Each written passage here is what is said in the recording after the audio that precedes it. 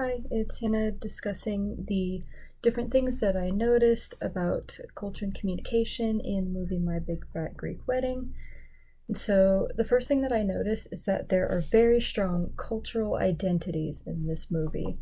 The family is very sound in their cultural identity, they have very high uncertainty avoidance. They keep to their traditions, they minimize the risk as much as possible by having these really high expectations and a very set way of life.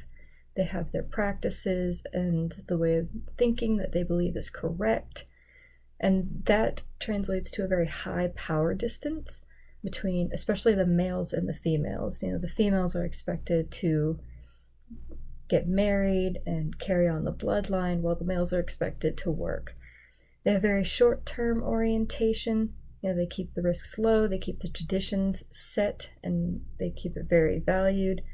And then we have Tula, who is obviously the counter to all of this. She denies her culture, she denies their way of life because she's more of an individual.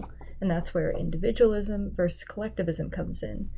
She is the perfect representation of individualism. She looks after herself. She wants to go to college to, benefit her life and not necessarily further on the family business per se. Whereas the family represents much more of a group identity. They are a very collectivistic group. They look after each other, they follow the ways of life, and they don't stray from it at all.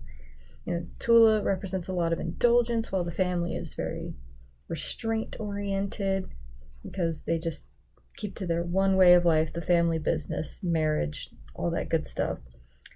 And we see later that this group identity is strengthened towards the beginning, especially when they try to get this guy to convert. They try to make him a part of the group identity so that they don't have to break it, but then they slowly transition into accepting more diversity, which I think is a really good message to convey. Anyway, thank you.